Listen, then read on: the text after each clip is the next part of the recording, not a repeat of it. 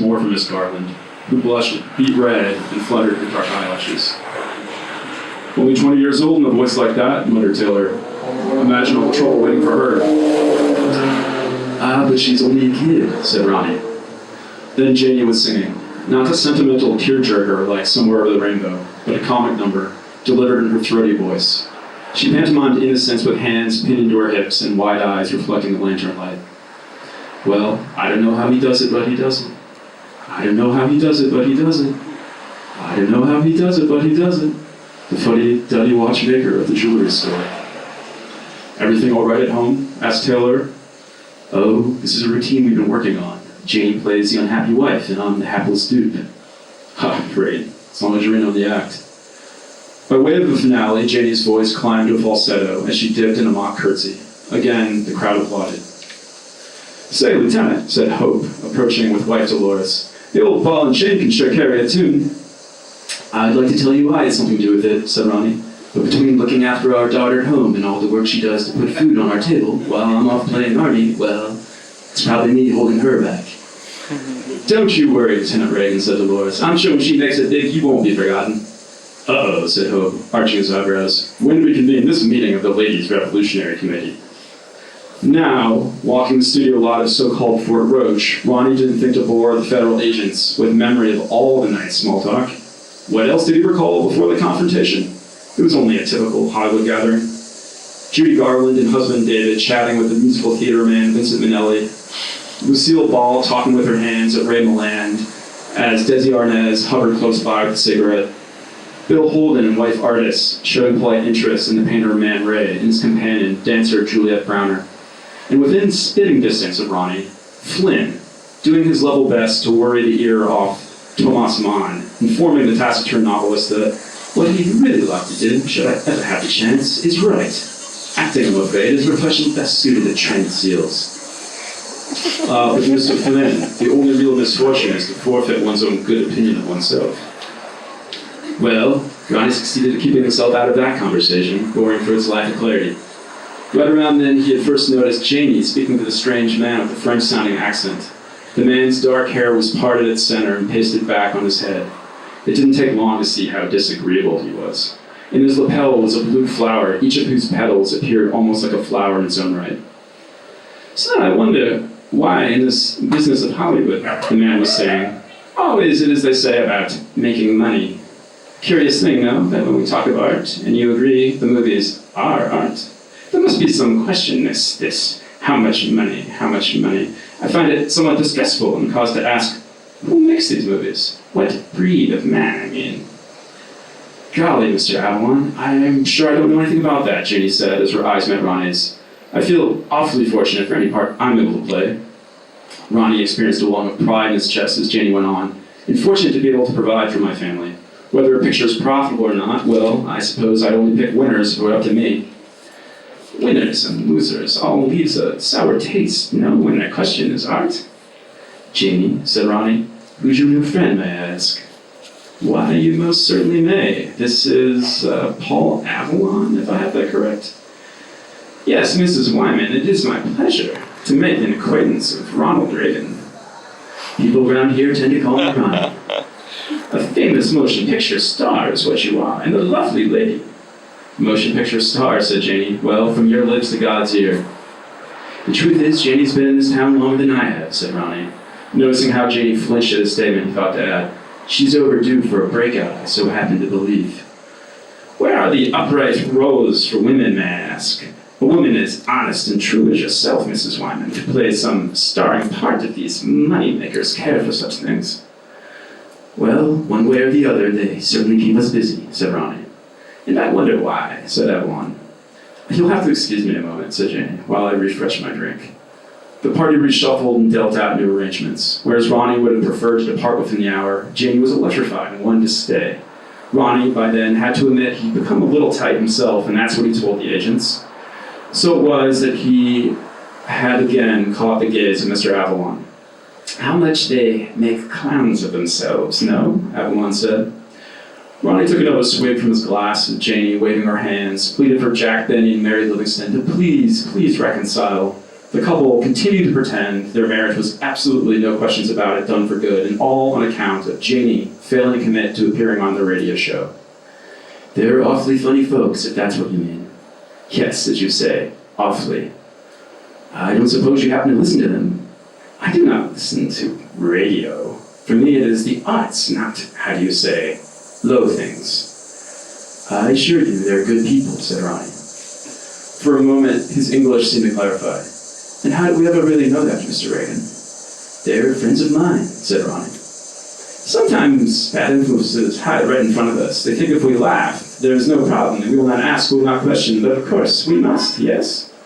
Ronnie had looked into his glass, taking stock of the happy contents awaiting his throat, then became aware of the smile on his face before turning to say, Pardon me?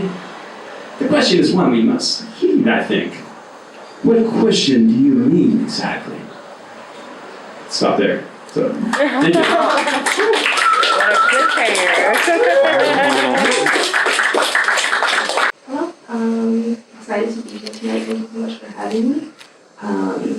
This is such a beautiful space, so I'm really happy to be here. And I'm just going to get right into it. I'm going to read 2 poems. The first one is called Uprooted. Someone once asked me what losing your mother feels like. I said, it's going to bed to lose tooth, then waking up realizing you swallowed it in your sleep. You can go on without it, but your smile is never quite the same again. I think back to when all my teeth were intact, enamel strong, every trip to the dentist's chair stress-free, until an x-ray reveals something insidious. Then comes the diagnosis and the treatment begins, followed by recurring nightmares of molars stripped from my gums, until finally an involuntary extraction changes me forever, leaving a cavity nothing can fill. I close my eyes and picture my mother's smile. Sometimes I see it when I look in the mirror. I run my tongue over the empty space in my gums and think of her every time. This next one is called I Had a Dream About You Last Night. You were standing at the top of the hill behind your old building, calling out to me. I couldn't hear you, but I could tell you were happy by the way you waved your arms back and forth. And I've never seen your face so open, all your features slightly exaggerated. Your eyes gleamed like 2 onyx orbs behind tortoiseshell frames, the apples of your cheeks flushed and round as ever, your mouth a perfect O. I started up that hill, ignoring the alarm going off in my head, reminding me of our friendship, which thrived for 8 winters and 9 summers, until one too many sour words caused our fondness for one another to curdle faster than milk left on the counter to spoil. But no matter how fast I moved my feet, I couldn't manage to trudge through our muddy past, and the distance between us persisted. I woke wanting to brush your transgressions aside, grab the phone and pick up where we left off, but even your name feels foreign in my mouth, and I don't know which numbers to dial. Thank you.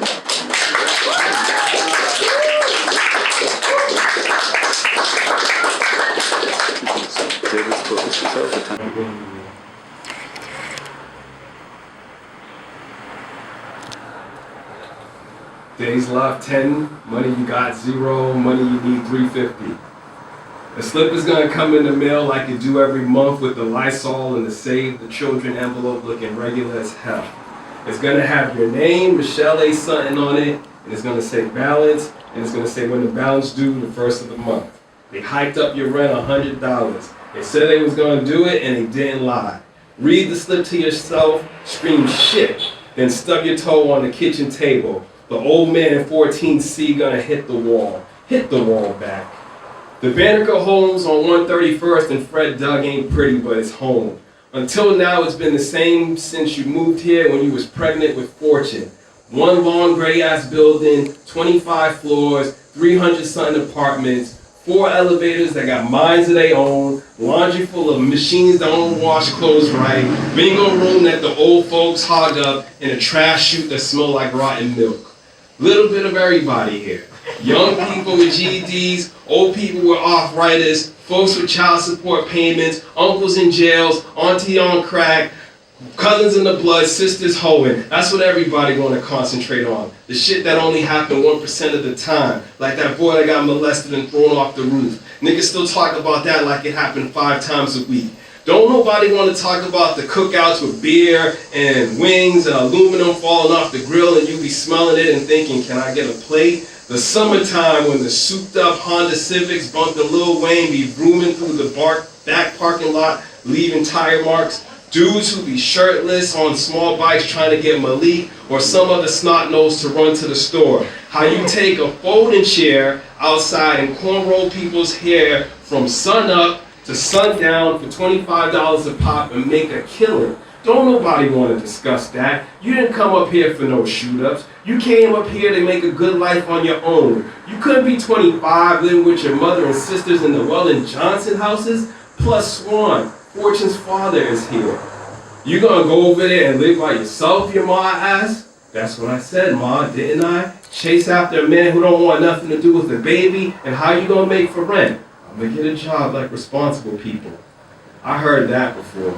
Remember them last words as you study that slip again. Don't hold the tears in because you can't. Go in the bathroom, rub the snot out your eye. Fortune gonna barge in as soon as you try to close the door. How you doing, mommy? Fine, baby. You don't look fine. How you know? You a doctor? I know something that'll make you happy. What? He gonna flap his wings going ear like Amelia Earhart. God bless that child. You didn't think nothing of it when he was 3 years old licking water from the walls after his bath. A year later, he was talking funny and the doctor said he got lead poisoning. He asked, did you expose him to lead? He said it like you was a trashy mother and you blacked out. And when you came to, there were 3 security guards with their hands on your titties restraining you. Catch Fortune flying into your purse and smack his hand. A $10 bill you ain't known you had is gonna drop out. It's a start. His backpack's open and there's a box that's gonna spill out too. What the hell is this? Candies the school want us to sell? What they need money for? I gave them money for uniforms last Tuesday. I don't know. Can't stand that school. They always want money and it's always the special class they want it from. Mommy, am I gonna sell it soon? They don't want you to sell it, baby. They want me to. Last month, instead of putting money on the side, you bought this pair of Gold Eagle bookends that you seen at Brookstone. Now, did you need that? Do you even got books in the house? Or was it something that nobody got in their apartment, especially not Shima? It ran you $400 and you said, that's it. After this, I'm putting part of my next check away. You didn't. You bought Louis Vuitton bags, Jordans, leather booty pants, open-toe spaghetti strap shoes you ain't never worn, and an Xbox you ain't never played. Social worker visited you in 14D, seen the 50-inch TV on the wall next to Fortune's fingerprints, and was like, that's a pretty pricey model. And you said, I work real hard, and I can buy whatever I want, so shut up about it. Days left, 8. Money you got, $10. Money you need, $340. Call Shima up. She your bestie since 9th grade when y'all skipped 8th period together. Your English teacher called you two the glamour girls. When you did go to class, all you did was paint your nails and kiss up your lipstick. The assistant principal used to stare at your booties, and the janitor got a hard-on one time and tried to follow y'all home. Shima got a thick scar on her forehead because one of her drunk uncles burned her with a cigarette, but she's still fine. Almost finer than you. Y'all are cool even though you graduated and she didn't. Even though you got a career waitressing and doing hair and she be in jail every full moon. You've never been arrested. You've been known to put your hands on dudes, but they don't never press charges. Everything you got is 100% you. You don't have problems. People are supposed to tell you theirs. Mimi, my EBT card run out. Mimi, my baby girl swallowed roach poison. Mimi, come to my rent party. Somehow Shima got it together though. She got her daughter tie card, a Louis Vuitton rhinestone jacket, and she got enough to pay you $50 a month to braid Tai Kai's hair. How's it over at Banneker? She's gonna ask on the phone all nosy. Heard people saying they can't handle their rent increase. I ain't felt it, to be honest. A pause when all y'all both are doing is but breathing on the line. Then Shima gonna say, saw your mom and your sisters on the way to Costco. Your mother almost got hit by a car trying to weigh me down. She heard about your building with the rents and stuff and was like, how Mimi doing? I said, fine, I guess. Then she was like, no, really, how's she doing? Mimi, you did not tell me your mother had all those kids living in that place. Tell her your mother ain't crazy. She a witch who wants you to become a welfare robot like her. She told you to drop out of school and you had to say no.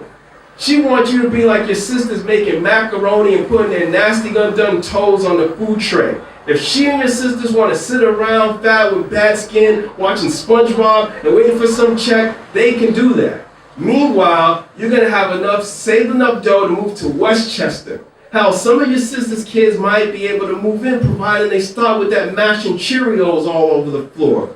Shima gonna ask, what time do you want me and Taikai to come by? Huh? You still doing her hair, right? Yeah. Wednesday? Make it Tuesday. You love Shima because she give you complete creative control over her daughter's hair. But she don't know you about to charge her $100 the next time you see her. I'm gonna stop there. Yeah.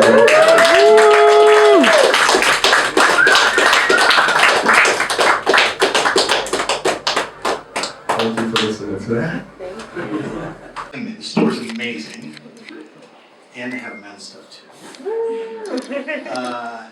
I get asked sometimes like what makes great writing and what how do you tell what good writing is, and it's a really tough thing to quantify, I think, but like the word I always come up with is that really good writing is just alive, and all three writers that just read before, your writing is like just bursting off the page. It's so great, and congratulations, and I can't wait to follow your careers because it's just amazing. Yeah. So thank you guys so much for sharing that work. And my first novel was with Scribner, and they're wonderful, so good luck. So this novel, Kings County, is shockingly about Brooklyn. And it came out last year, and the paperback just came out. Just grab some copies if you want afterwards. It's a love story about two people that moved here in the early 2000s when Williamsburg was kind of a bit hipper than it is now, and find each other kind of against all odds. And I've always loved that story of people who come to the city, went from like the middle of nowhere when their neighbors or their friends or the rest of their family stay there. What makes that person just decide they have to pick up and try their life in such a scary place like this? Williamsburg back then was saturated with music. So many great bands were all living right within 10 blocks of each other.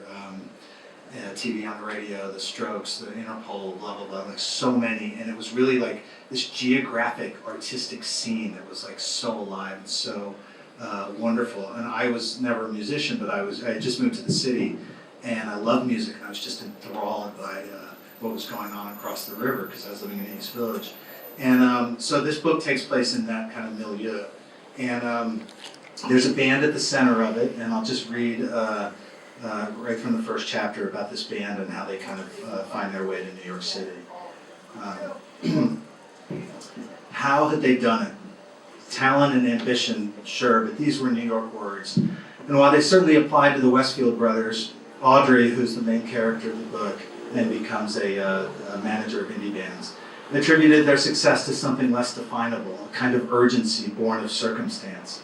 Ben and Arthur Westfield were from Cricklebush, a Hudson Valley hamlet old enough to have traditions and secluded enough to keep them. Their parents were self-taught musicians who for years hosted ramshackle Sunday jamborees on their front porch, bringing old-timers down from the hills, toting instruments from other epochs, dulcimers, lumber horns, clackamores. They looked homemade but sounded otherworldly, and so did the accompanying voices, their mothers among them, above them, enveloping each song with careworn tenderness, the way a clean sheet fell on a bed. That's how Ben had once described it to Audrey. The parties, they called them knockabouts, would last all day. Hymns, folk songs, mountain blues, half the town showing up most weeks, grilling food, drinking from unlabeled bottles, the aged and infirm propped up in lawn chairs, just watching and listening, the way you did in these rural outposts, for hours, for years. And how could the two young brothers not become a part of it? Not start fiddling and strumming and banging on things, not learn to play the songs they heard and then start writing some themselves. Tough luck stories and outlaw ballads, simple and derivative at first, but less so as time passed. Teenage summers, the two becoming three when they added Easter Woods, their grade school friend, a socially awkward musical prodigy from a meth-wracked home who slept over half the time and then all the time, taking up residence among the instruments in the basement, their self-appointed curator and guardian. They started small, house parties and local festivals. High school became an annoyance and then an afterthought, replaced by the kind of changeless small-town jobs that crushed a person without a sideline, an outlet, a mission. Ben became a bouncer. Arthur worked stints at the municipal dump and in the warmer months reshingled roofs with Easter, until the latter, stoned, fell off an A-frame and fractured his skull. But he could still fiddle with a cracked head, and though the roofing concern went bust, the band gigs kept coming. They accepted every invitation, learning through trial and error the tricks of performing live, pedal loops and distortion, movement and stage presence, venturing forth to nearby towns, to neighboring counties, to the forlorn cities of industry, still dotting the North Country landscape. Finally, they headed south to New York, once and then again and again, metal to the magnet, until like Easter in that basement, the temporary became permanent, and they found themselves subletting a bed-bug-ridden exposed wire work-live space in the barren and not yet fashionable reaches of South Williamsburg, Brooklyn. They arrived at the height of a specific cultural moment, born of the jangly rhythms, retro stylings, and put-upon attitudes of a loose cluster of artistic-minded contrarians. These were the muscular years following 9/11, but the denizens of their particular Brooklyn weren't political activists or aspiring intellectuals. They weren't unified in much at all beyond the loose belief in creative expression, but how to channel it. The art world was too insidery, photography too accessible, writing too antisocial, and, in the end, too hard. What remained was music and the sprawling canvas of indie rock, part grunge, part Brit invasion, part disco and hip-hop, folk and electronic, fashion and spectacle. It could be stripped down or layered up, and as such was so fragmentarily derivative as to be thoroughly original. The barriers to entry were low, the odds of success, or at least stylish failure, enticingly high, and that was enough. By the first years of the new century, the immigrant neighborhoods of North Brooklyn had cracked open, and beautiful, bedraggled 20-somethings were pouring in. They arrived from that vast American other, dreamy theater majors and art school grads, suburban iconoclasts and Rust Belt misfits, some fully formed but most needing time among similar minds and sensibilities, other people doing weird shit, wearing weird shit, smoking weird shit, busloads of kids who understood firsthand the suffocating lassitude of cultural homogeneity, the illogical sameness of everywhere else.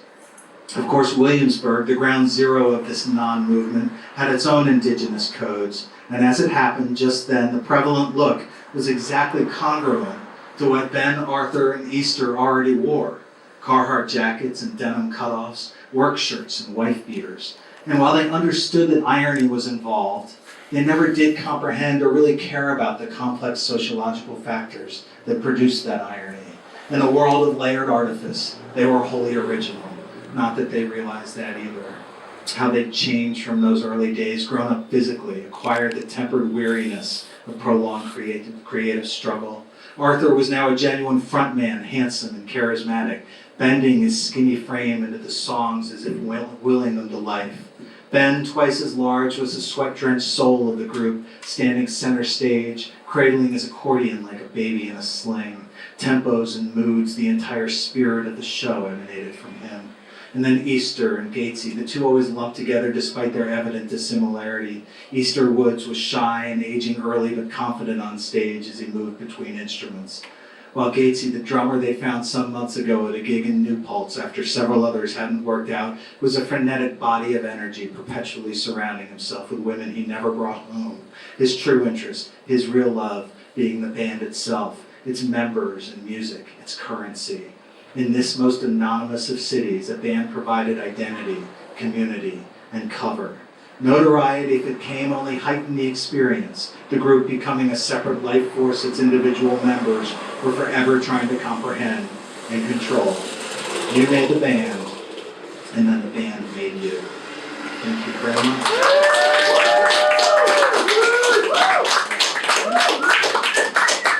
And again, please take some books. I have a couple more, so just down if you want to.